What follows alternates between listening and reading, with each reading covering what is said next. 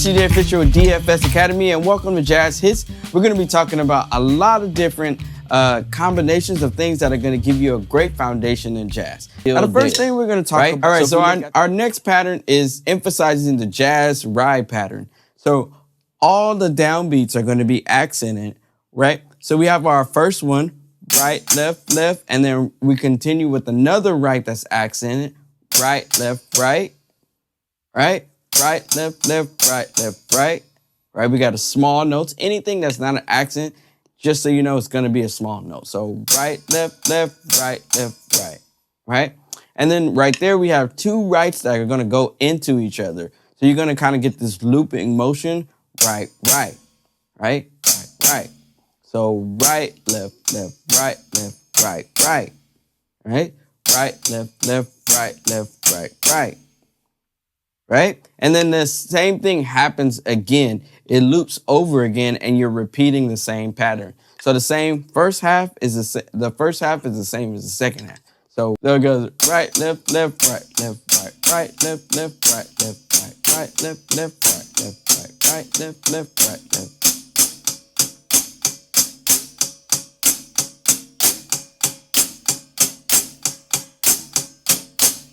Right?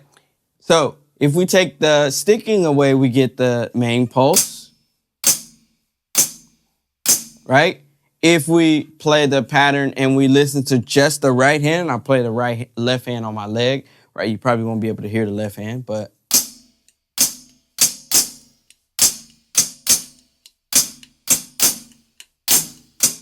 Right? Then I get my jazz ride pattern. So what I'm essentially doing is playing the jazz ride pattern, and I'm filling in with my left hand all the other notes, right? So let's try it along with the loop. If you're having trouble with this, remember, slow it down, get it comfortable, and then move on to the next exercise. So let's try it along with the loop. Let's turn the loop on. Here we go. 1, 2, ready, and.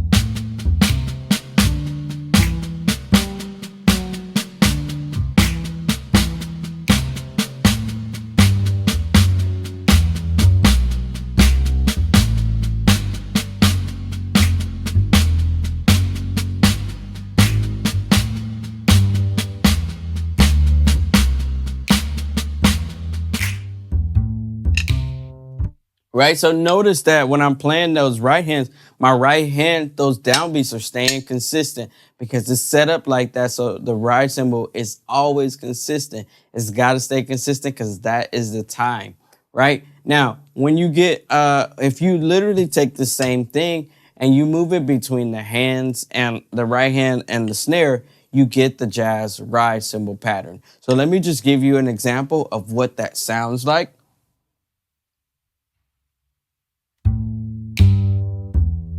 We go 1, 2, ready, and.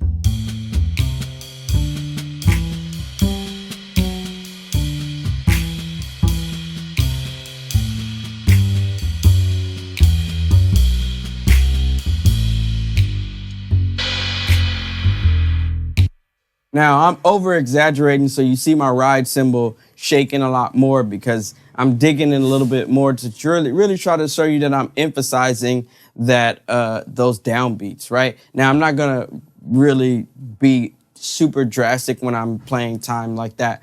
I'm really gonna be subtle when I'm playing my ride cymbal because the ride cymbal fills up a lot of space. So if you're playing the ride cymbal with a lot of force, then you're gonna fill up a lot of space. So definitely be careful. When we're saying we're emphasizing that quarter note, what we really mean is we're keeping the pulse of that quarter note there, right? So I'm not gonna play, when I'm playing this as an accent or exercise on my practice pad or on my snare drum, then I'm really bringing that right hand out and I'm doing a whole bunch extra. But then when I get to the ride cymbal, I gotta have more control, touch, and sensitivity so I can make sure that I'm playing this the right way to fit the style of music, right? So that's a really great exercise, and it allows you to be able to do, to just get comfortable with that. You also want to start putting the left foot in there along with that.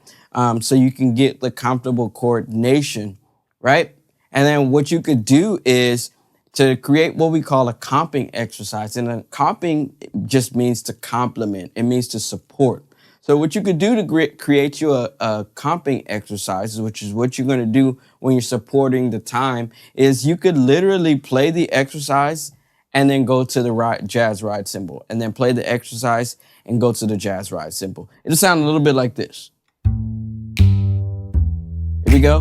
1, 2, 3, 4.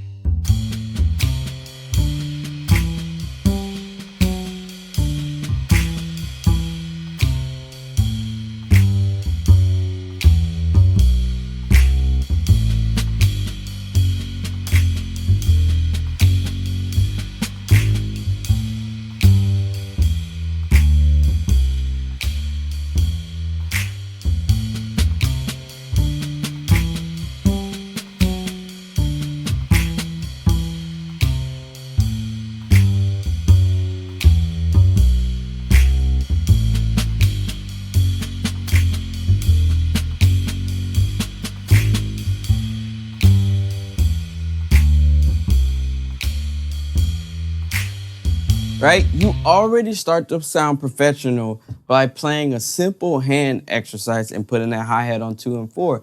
This makes it easy for you to be able to develop these things that are going to make you sound professional right away. That is our goal, to make sure you sound great and you have the vocabulary that you need.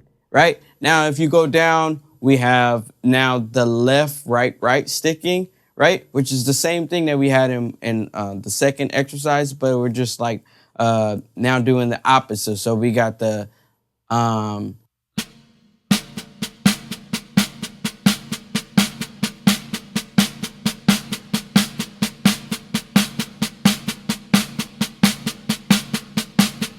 right? And this is going to be really great because when you play these exercises, these are also going to be able to turn into fills that you can use.